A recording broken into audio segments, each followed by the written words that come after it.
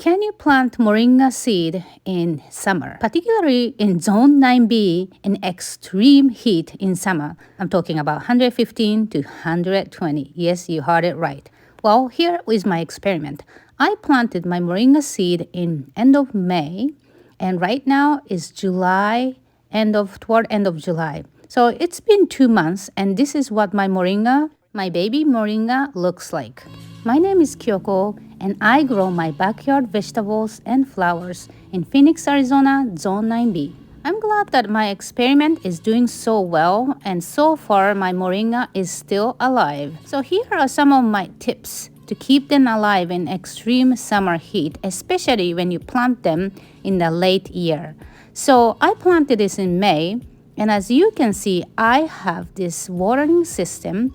It is important to install self-watering system. I use full circle emitter, and this full circle emitter allows you to water about 7 inches diameter or 30 centimeters. So every morning and night, I water them about 10 to 15 minutes each. So that's about 30 minutes, and it depends on your soil condition, or maybe it is perhaps under the shade. It changes, but my moringa tree is not under a tree, so I give them enough water, about 30 minutes. And maybe you do not have to give so much if you plant it earlier in the year. But I check my soil like this, and the soil is moist, and that should be good. So that's how I see if I'm watering it right. The next tip, number 2, for keeping your moringa seedling alive is that make sure you mix soil mixture right. I put about 1/3 cactus mix, 1/3 mulch or compost, and 1/3 sand. You can actually grow moringa from seed directly planted in the clay soil in Phoenix, Arizona. However, if you're planting them in the summer and extreme heat, it is much better to add some compost and sand. The reason is sand will prevent the water to stand in there so long time, so it's prevent from root rotting. Number 3, the last tip is to make sure you plant some sort of drought tolerant plants nearby. As you can see, I have a lot of plants nearby.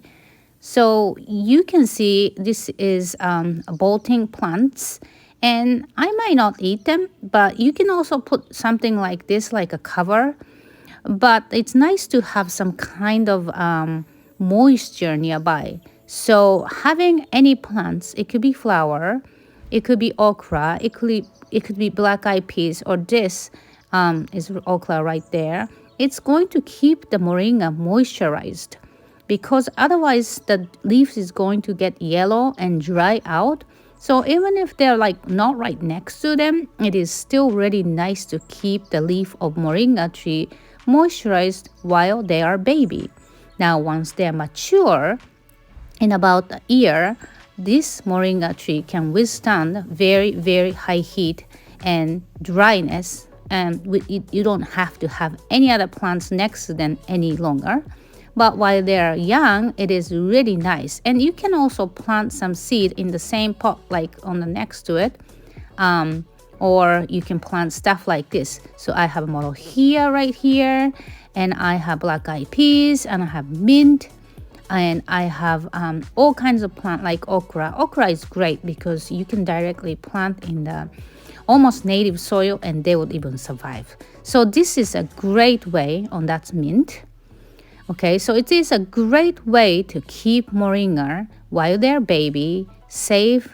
And basically, it's like wrapped in a blanket called moisture. Let me show you my other moringa tree, which is also a baby. And I did the same thing here. You can see my moringa tree. This one is actually much even bigger than the other moringa. And I planted in the same season. So I have this random stuff growing. And there is another water system right there. So it waters automatically twice a day, and it is doing great. And this right here is a black eyed peas. They'll give a very good shade and also keep it moist. I planted my moringa tree inside of a container because I don't know exactly where I want to plant it, and I might want to move around. But if you plant them directly into the ground, okay, and in-ground bed, it might be a little bit better because moringa roots do not like to be disturbed, and they will grow really well directly into the ground. But for me, planting the pot is also another option if you especially want to move around. And looks like I have been so far successful growing them in the most extreme heat in Phoenix, Arizona. And I have a couple of them actually planted together. And eventually I will thin them and choose one of the plant. And I will go ahead and only keep one of them. But so far, planting 2, 3, 4, or even 5 is a good thing because so they basically stay a little bit moist together. Good luck planting moringa and see you in the next video. Let's grow together.